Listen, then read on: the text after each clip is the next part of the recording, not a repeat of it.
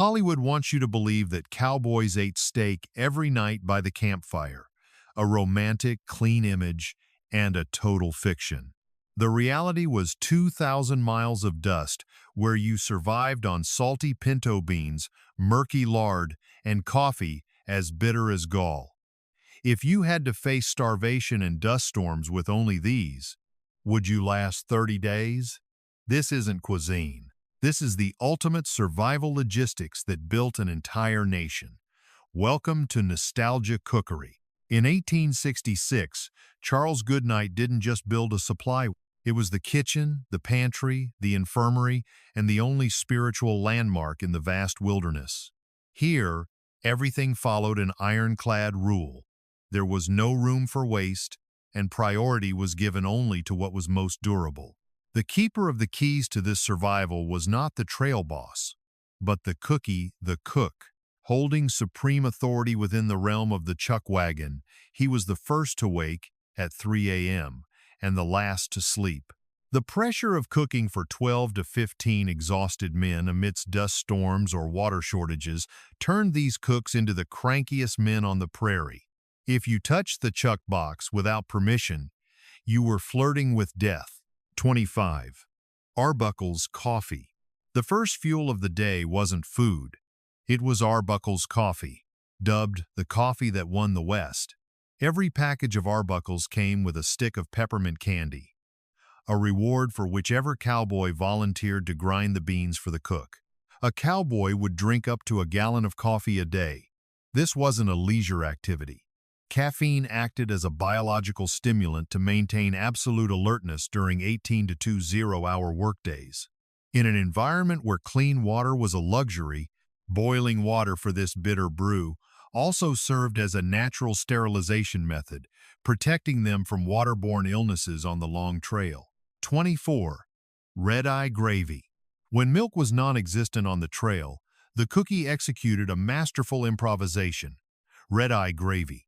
Instead of milk or water, the cook used black coffee to deglaze the fond, those flavor-rich, charred bits of meat and fat stuck to the bottom of the pan. The bold bitterness of the coffee cuts through the heavy, salty richness of the salt pork, creating a high-energy sauce. This was a maximum-calorie strategy, utilizing every precious drop of lard combined with caffeine to trick the body into believing it was full and ready for the most grueling hours of labor.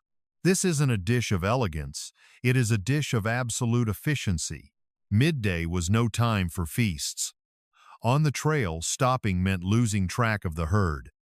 A cowboy's lunch was often eaten right in the saddle, and it was defined by a single word: endurance. These foods were designed to withstand 40 degrees Celsius heat and the constant jarring of a saddlebag without ever spoiling. 23. Jerky. The long trail didn't allow for fresh steak.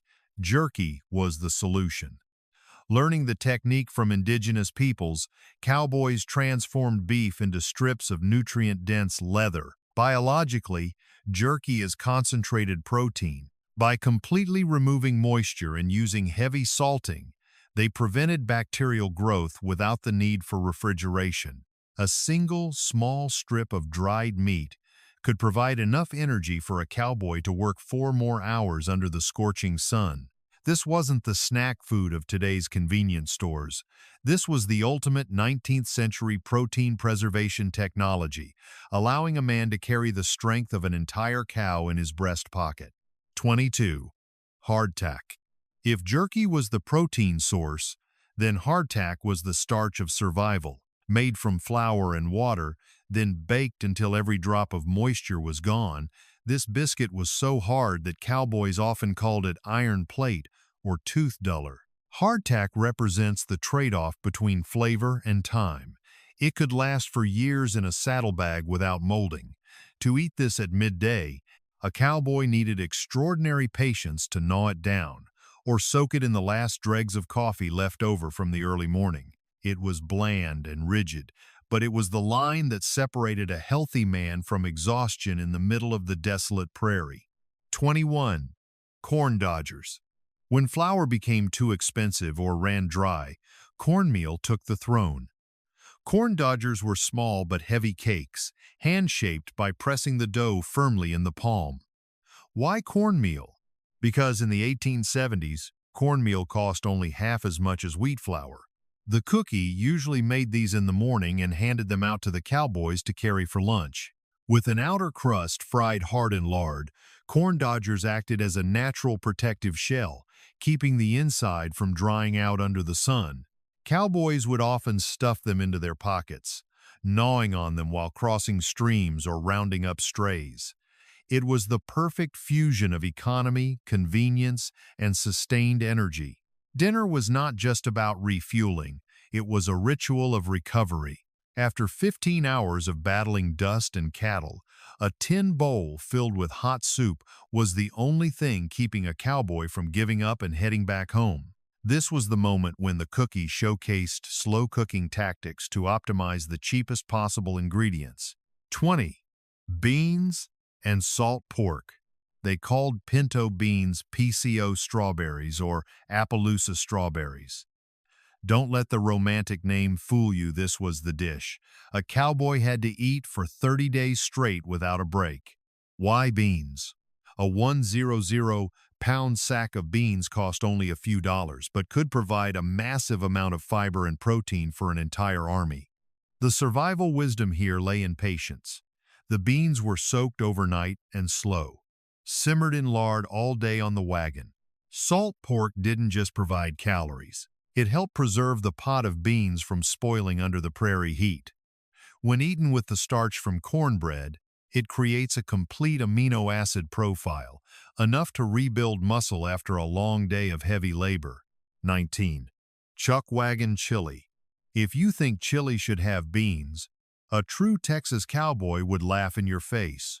Chuck Wagon chili was a cultural collision between Anglo and Mexican people in San Antonio. It was a heat-based preservation strategy. The fiery punch of chili peppers, capsaicin, wasn't just for flavor.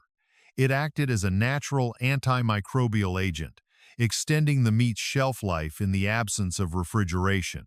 More importantly, the peppers and garlic helped mask the taste of meat that had begun to turn after days on the move. Chili was the ultimate meal of improvisation. No matter what game you hunted on the trail, once it went into that pot of red, it became a feast. 18. Skunk egg stew. In the language of the trail, onions were called skunk eggs because of their powerful scent. On the prairie, onions and potatoes were prized ingredients because they stayed fresh the longest during long journeys. Skunk egg stew was the most cherished part of dinner because it provided the feeling of a true family. The sweetness of onions, when slow simmered, creates a complex layer of flavor that beans or hardtack could never achieve. Onions also provided vital vitamin C to prevent scurvy for men who hadn't seen an orange or a green leaf in months. A steaming bowl of skunk egg stew was a psychological remedy, reminding the cowboys that they were still human beings, not just machines on horseback. Scarcity doesn't just erode strength, it is also the most powerful catalyst for imagination. When supply wagons were delayed or dust storms ruined the rations, cowboys didn't sit around waiting to starve. They began to play a game of substitutes with their ingredients. 17. Coffee gravy. In a world without dairy cows or refrigeration, cream gravy was a luxury. Yet cowboys still craved that smooth texture of sauce poured over bone-dry biscuits. The solution was coffee gravy. Technically, this is a variation of a roux. The coffee doesn't just provide the liquid to thin the flour. It introduces characteristic bitterness, tannins, that helps neutralize the heaviness of the lard. Cowboys who grew up on their mother's white gravy might wince at the first bite, but after a week in the dust, the bitter, salty, and fatty profile of coffee gravy became a grand invention, keeping them alert and fully fueled. 16. Vinegar pie. How do you make a lemon pie when you're 1,000 miles from the nearest lemon grove? You use apple cider vinegar. Vinegar pie is often called the poor man's pie, but it is actually a masterpiece of food chemistry. The acetic acid in the vinegar serves as a complete substitute for the citric acid in lemons.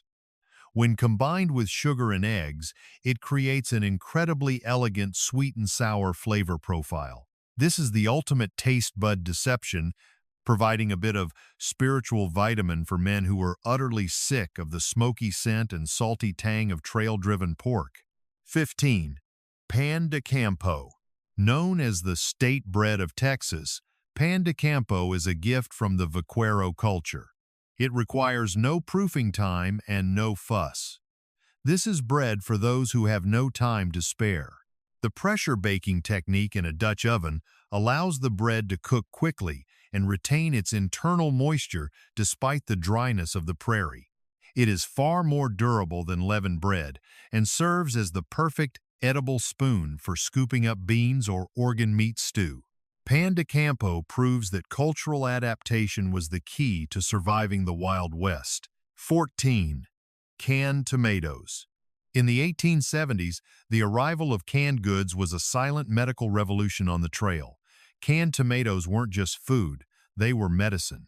Drovers constantly faced the risk of scurvy due to a diet overloaded with meat and dry starches. Canned tomatoes provided vital vitamin C and precious hydration.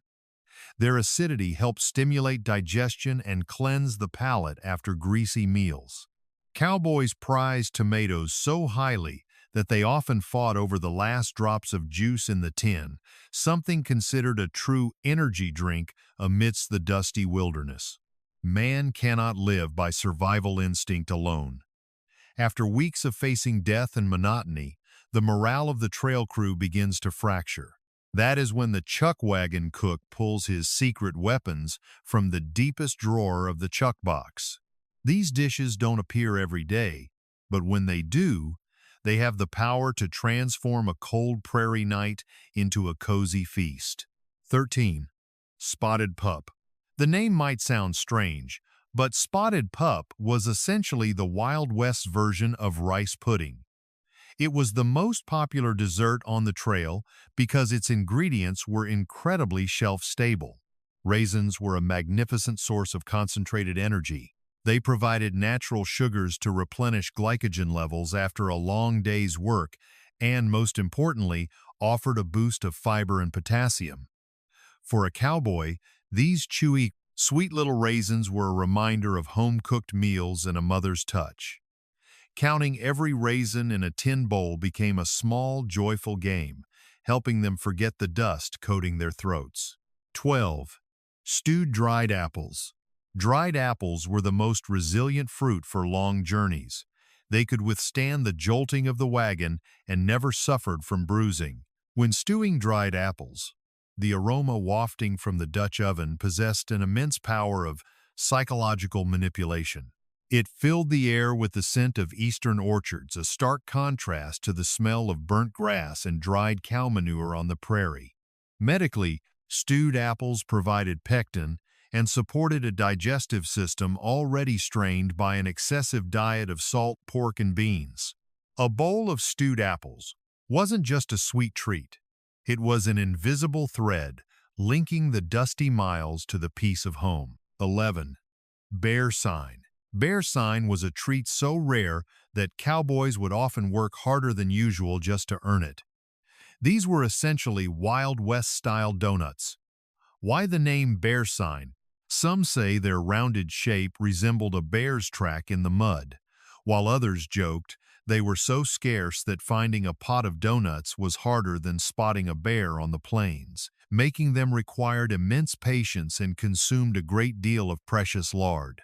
Consequently, bear sign was usually reserved for rare days of rest or after the drive had cleared a particularly treacherous stretch of trail. It was the cookie's most effective tool for a morale boost. 10. Hangtown fry. Born from the California Gold Rush, the Hangtown fry was the most expensive dish a cowboy could ever dream of. It combined the three most precious ingredients of the era: fresh eggs, bacon, and oysters. While fresh oysters were an impossibility, canned oysters were a luxury item found at trading posts. The Hangtown Fry represented the ambition of a life transformed. Eating this dish meant you had either just completed a successful cattle drive or struck gold. It was a fusion of the sea's brininess and the farm's richness. For a cowboy, this wasn't just food. It was a status symbol of wealth, proof that every hardship they had endured came with a worthy price tag. There were dishes that the Eastern press of the time labeled as savage. But on the trail, the concept of savagery did not exist. There were only two principles: waste or survival. When a calf was slaughtered, nothing left the Chuck Wagon's kitchen without fulfilling its mission of nourishment. 9. Prairie oysters. Don't let this romantic name fool you. This isn't seafood. Prairie oysters are actually the testicles of young calves freshly castrated during branding season. This is a highly seasonal dish. When cowboys were exhausted from rounding up and branding thousands of cattle, they needed an immediate source of recovery protein. Calf testicles have a tender texture, a mild sweetness, and are rich in natural hormones as well as clean protein. Eating them right at the branding fire wasn't just about thrift, it was a ritual of strength. They took the animal's reproductive potential to fuel their own enduring labor. 8. Fried calf brains. If lean meat is energy, then the brain is a storehouse of precious fats. In an environment where fat was gold, calf brains were a luxurious gift. Brains contain extremely high levels of cholesterol and fatty acids. To modern people, this is a cardiovascular nightmare. But for a cowboy burning 4,000 to 5,000 calories a day, this fat was a lifeline to keep the nervous system from breaking down under the pressure of isolation and sleep deprivation. The rich, creamy flavor of brains, when combined with dried eggs or served with biscuits, creates a gustatory satisfaction that no muscle meat could ever replace. 7. Son of a gun stew. This was the most shocking dish to visitors from the East, yet it was the one cowboys looked forward to the most. Its name was actually a euphemism for an excited expletive shouted around the campfire. The soul of this stew is the marrow gut. The undigested milk emulsion found in a calf's stomach acted as a natural thickening agent, creating a creamy richness without the need for butter or milk. Cooking all the offal in a single pot wasn't just about thrift. It was a way to ensure comprehensive nutrition. They didn't just eat to be full, they ate to absorb the very essence of the animal. A cowboy didn't need a medical degree to know what his body required. After days of riding through dust storms, facing saddle injuries, or enduring prairie fevers, they didn't seek out modern medicine. They turned to the cookie's broth. Here, survival was no longer a race for calories. It was a race for recovery. 6. Marrow bone soup. When a cow was slaughtered on the trail, the marrow bones were never discarded. The cook would crack them open to reach the marrow, what he called the soul of the animal. 150 years before the modern world went crazy for bone broth, Chuck Wagon cooks already understood its value. The bone marrow and collagen released during the slow simmering process provided a source of glycine and proline, essential amino acids for tissue regeneration and reducing inflammation in joints severely jarred after thousands of miles in the saddle. A bowl of marrow bone soup, rich in minerals and electrolytes, was the fastest recovery tonic, allowing a cowboy who seemed ready to collapse to stand back up and ride for another day. This is a testament to instinctive wisdom. They didn't know chemistry, but they deeply understood the language of their own bodies. Cowboy cuisine did not exist in a vacuum. It was the result of a grueling logistical equation. To provide that bowl of soup or that piece of bread, the cookie had to account for every mile of the trail, every supply point, and the constant fluctuations of the weather. 5. Trading post staples. The economics of the prairie were simple yet ruthless. A 3-cent pound of cornmeal could save 5 lives, but a sack of flour could cost a cowboy an entire week's wages at remote trading posts. These trading posts were the forge that shaped the survival menu. The scarcity of fresh ingredients drove the price of dry goods sky high, forcing the cook to become a master financial manager. They learned to use salt not just for flavor, but as a core preservation tool. This reliance on the supply system gave birth to a salt and dust culinary style, one that would eventually define the bold, heavy palate of the entire American West. 4. Indigenous and Mexican fusion. Cowboy legends often focus on white men, but their cuisine is a melting pot of cultures. Without the indigenous techniques for drying meat, jerky, or the Mexican methods of using chili and garlic to preserve food, the trail crew wouldn't have survived their first month. This intersection was an adaptation strategy. They didn't learn to cook to integrate, they learned to cook to survive. Every bowl of chili or strip of jerky carries the DNA of the communities that conquered this land long before the Chuck Wagon ever rolled. This is the true beauty of Wild West cuisine.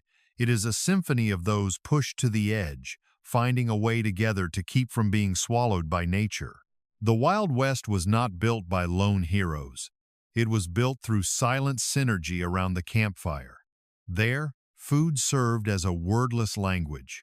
This Act 10 tells the story of how the simplest dishes tamed the wildness within every man, transforming drifters into a family. 3. Sourdough biscuits. The sourdough starter wasn't just an ingredient. It was a living creature, protected with almost religious devotion. The cookie often had to sleep with the starter tucked close to his body during freezing winter nights to keep the yeast from dying. In a human sense, a sourdough loaf is a living legacy. These starters might have traveled thousands of miles, passed from one cook to another over decades. Unlike bread made from soulless industrial yeast, the tangy flavor and chewy texture of sourdough biscuits offered a sense of life. Every morning, when a cowboy received his warm portion, he knew the heart of the trail crew was still beating. It stands as a testament to adaptation. Instead of relying on perishable yeast packets from the East, they nurtured a tiny ecosystem right on the wagon to provide their own warmth. 2. Molasses. On the trail, where refined sugar was a rare treasure, molasses was liquid gold. It was the only thing capable of turning the blandest dishes into a feast. Molasses served as a morale booster. Its dense sweetness provided not just a quick energy surge, but also helped soothe the nervous system under extreme tension. Cowboys prized molasses so much that the cookie had to guard it with utmost strictness. When young cowboys stole a spoonful of molasses, it wasn't just out of hunger. It was a need to taste a bit of life's sweetness amidst months of nothing but dust and salty brine. Molasses was the bridge between the austerity of the prairie and the sweetness of the front porch back home. 1. Biscuits and gravy. This is the dish that transcended the boundaries of survival to become an icon of American Southern cuisine. Yet its roots lie in those prairie nights when a cook wanted to grant his crew a sense of luxury from the cheapest possible staples. Biscuits and gravy is a lesson in resonance. The biscuits provide the starch, while the gravy made from lard, flour, and milk or water provides the fats that coat the palate. This combination creates a lasting sense of fullness and absolute psychological satisfaction, what we now call comfort food. For a cowboy who had just spent the night guarding the herd in the rain, this bowl of rich, creamy sauce was a promise. No matter how difficult tomorrow might be, tonight they were being cared for. It is a meal of camaraderie, where all exhaustion melts away into the smooth layers of gravy. Our journey through these 25 dishes of the Wild West concludes here. As you can see, cowboy cuisine was never about the juicy steaks or glamorous moonlit feasts that Hollywood so often portrays. In reality, it was a grim yet ingenious system of survival strategies. A system built upon 3 ironclad principles: never waste, maximize every calorie, and adapt absolutely to the circumstances. Looking into a bowl of salty beans or a pot of bone marrow soup, we do not see poverty. We see the wisdom of people who knew how to transform the most savage things into life-saving medicine. They knew nothing of chemistry, yet they understood their own bodies. They had no refrigeration, yet they mastered time through salt and smoke. In a modern world overflowing with convenient but hollow foods, the dishes of the cookie serve as a steel-cold reminder. The skill of cooking is the most fundamental survival instinct of mankind. Now, be honest with yourself. If you were pushed onto those long, dust-choked miles, would you be brave enough to taste the nutrient-rich son-of-a-gun stew, or would you stay loyal to those rock-hard pieces of hardtack? How many days do you think you could hold out on this grueling diet? Leave your answer in the comments below. I want to know if any of you are ready to become a true 21st century cookie. If you cherish the old wisdom and want to join me in restoring these lost values, please hit subscribe and ring the notification bell. Thank you for joining me on this dusty trail today. Welcome home to Nostalgia Cookery.